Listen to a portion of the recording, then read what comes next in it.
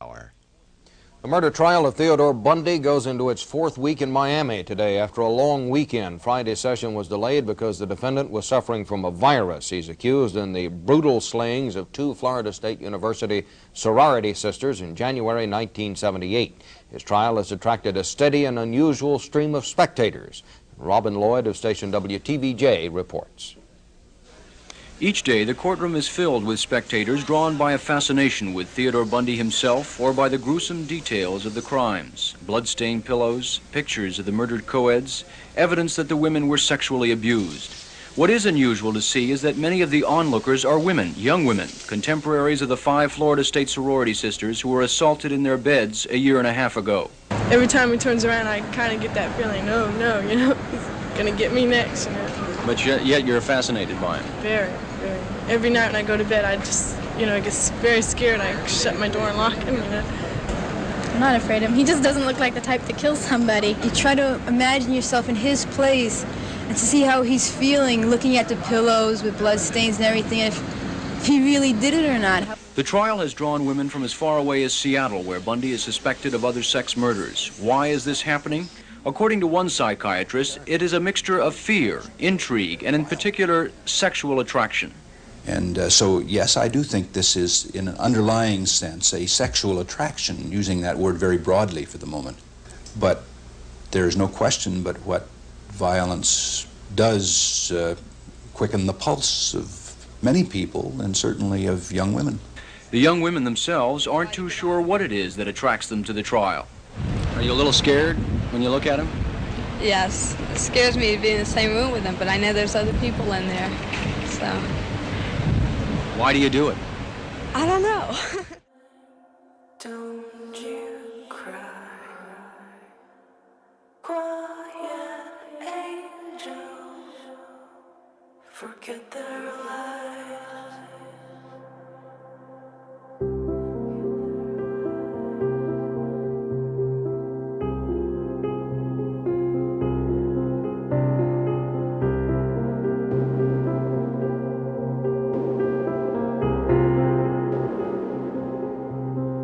Can you hear them talk about us, telling lies?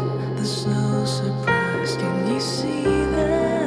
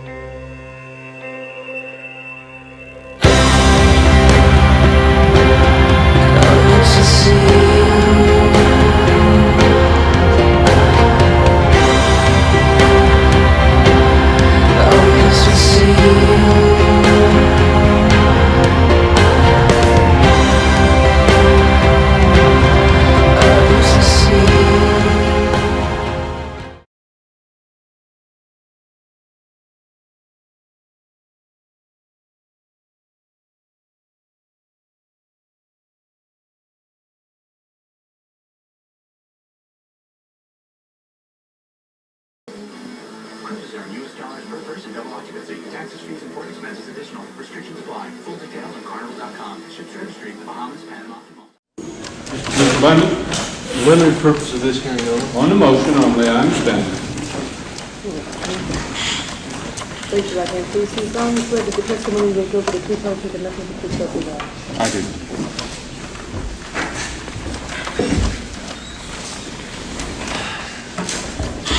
Would you please state your full name for the record? Theodore Robert Bundy.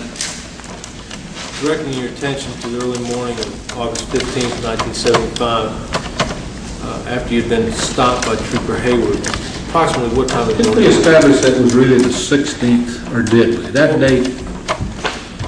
Judge, there's a discrepancy in the report. Well, it's either the 15th or the 16th. Is there any question about that? It's not. All right. As long as we're not hung with one on one day and one on another, that's the only thing the court was worried about.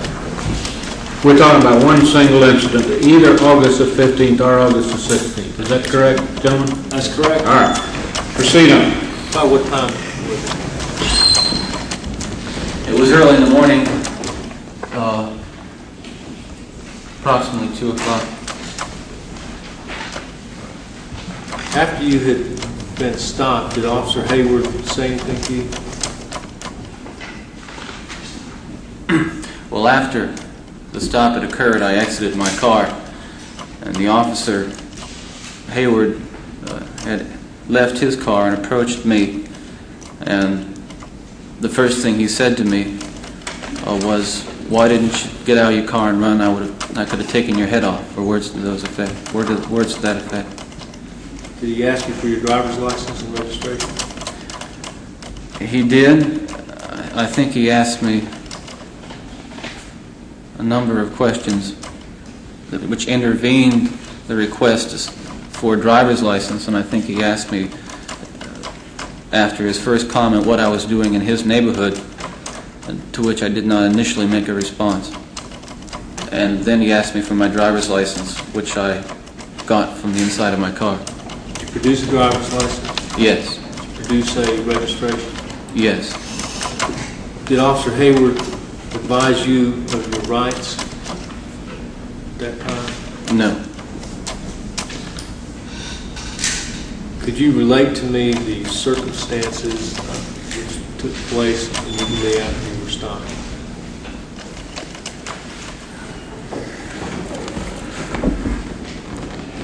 After I gave the officer my driver's license, he went back to his vehicle, as I recall, and leaned in and pulled out the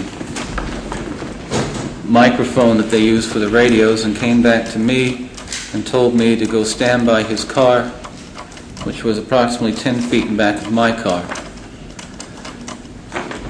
He told me to wait there, and there was an officer, another state patrolman, who was already on the scene, and he told me to stay with the officer. He told the officer to keep an eye on me. Let me back up a little bit. Was Officer Hayward in uniform? Yes, he was. Was he carrying a weapon? Yes, he was. Was the additional officer who had come to the scene, was he in uniform? Yes. Was he carrying a weapon? Yes. How many officers arrived at the scene? Well, they arrived and they left. I'd say that at any one time, there were, at the most that were on the scene at any one time, approximately a half a dozen. Were they all in uniform? All except for Detective Ondrak, who arrived later, who was in plain clothes. What was the attitude of the officers towards you? Well, I testified as to Sergeant Hayward's initial reaction. After he told me to stand by his car, he proceeded to my car and he began to walk around it, shining his flashlight through the windows and peering in through the windows.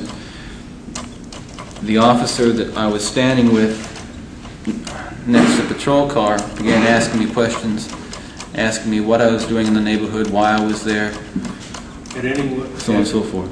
Did any of the officers read you any rights, advised you of the right to remain silent at that time? No.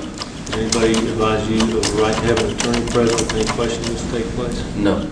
Anybody advise you that you have the right not to talk to us? No. All right, and then Officer Hayward was looking in the car with a flashlight? Yes. And then what happened next?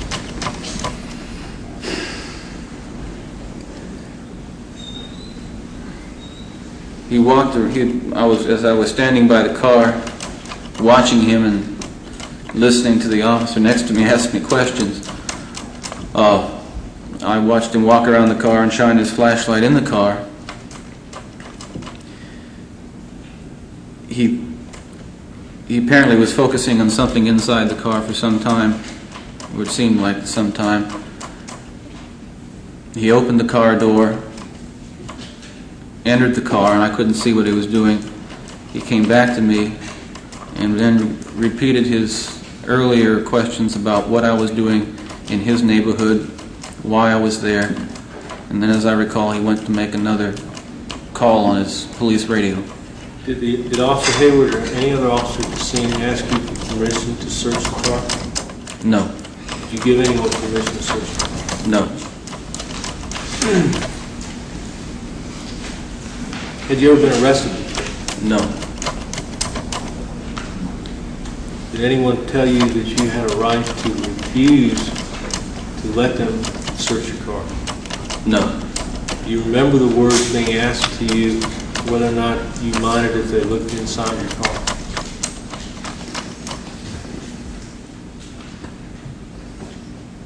I can't recall a request to search my car, and the words, whether or not they asked me if they could look at my car, is something I don't recall or construed as a request to search my car. Do you remember telling any of the officers that they could look at your car? No.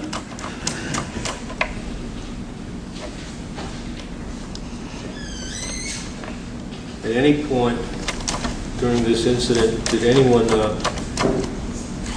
read you your Miranda rights or tell you your rights? Yes. At what point was that?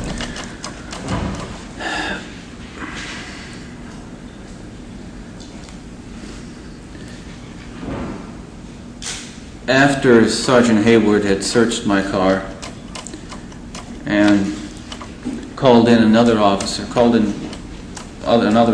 come in, and after my car had been thoroughly searched by the other officers, Detective Ondracht approached me at that time and informed me that he was going to seize certain items from my car, and told me that he was going to attempt to get a warrant or a complaint or something of that type against me for possession of burglary tools. At that point, Sergeant Hayward or another officer, I'm not sure, searched me for the first time, handcuffed me, put me in his vehicle, read me the rights off a little card he carried on his console, and drove me downtown to the Salt Lake County Jail. It was after the search had taken place? Yes. And after the items had been seized? Yes.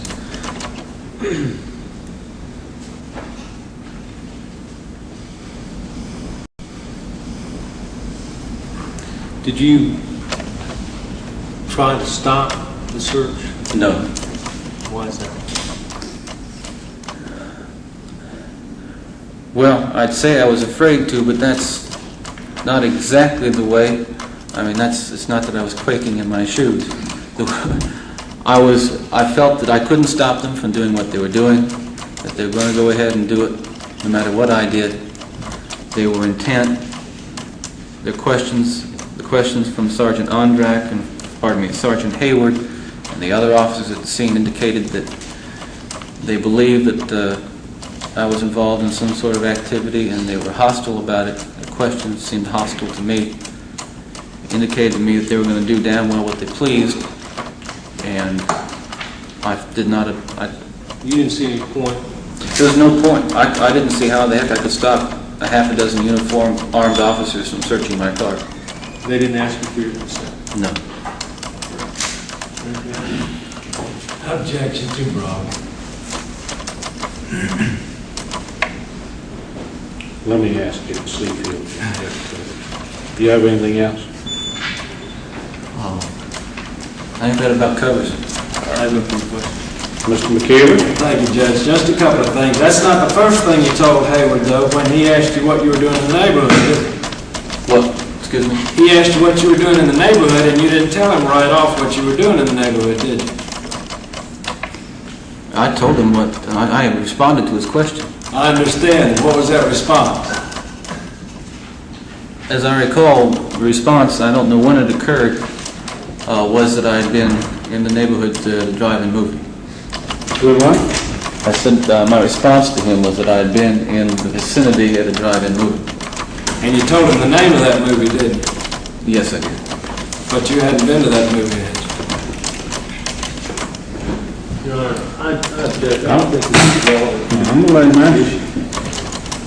I don't think it's material to the issue. Well, the question of credibility is always material, and these are questions that the court would be concerned with. I'll let him answer. No, I haven't. Well, you started off with a lie to him. And you followed that up.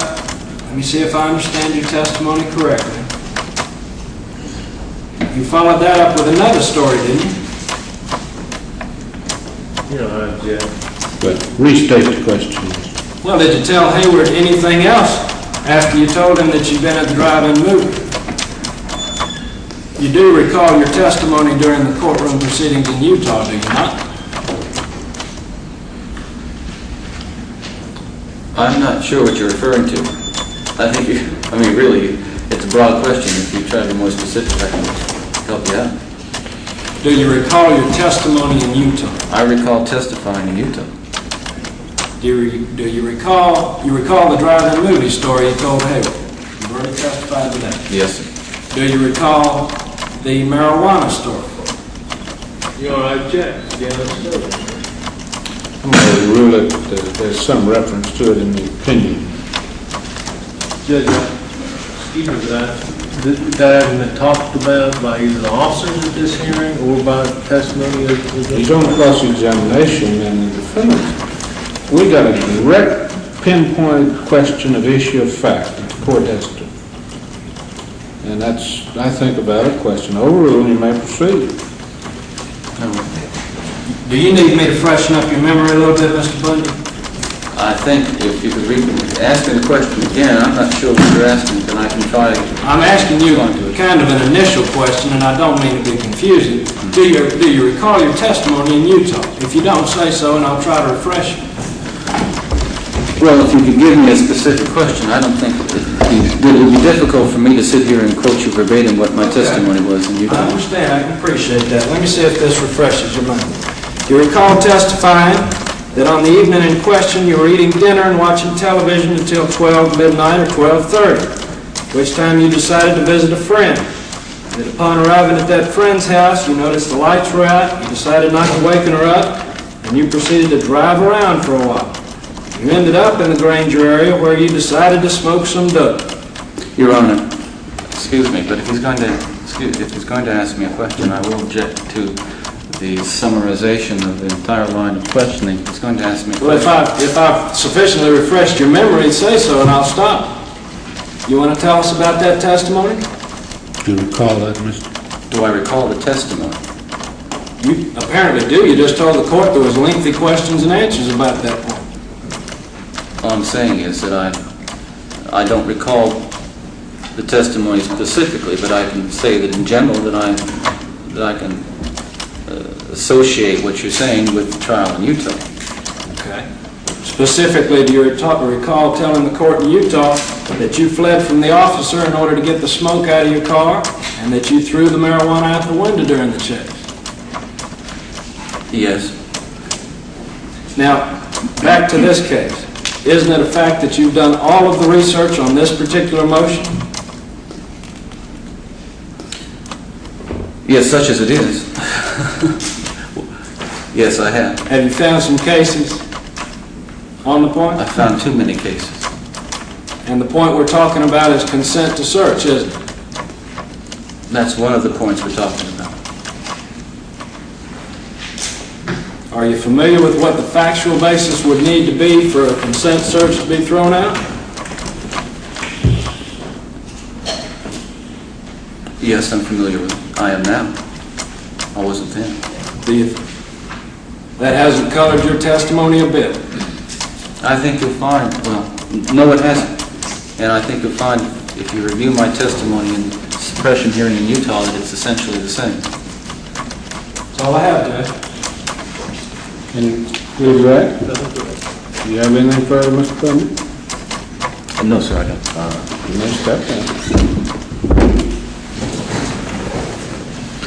Any further testimony on the motion? I feel like I need to call Officer Hayward just briefly, Judge. All right. Officer Hayward, then. Sergeant, I guess he is now.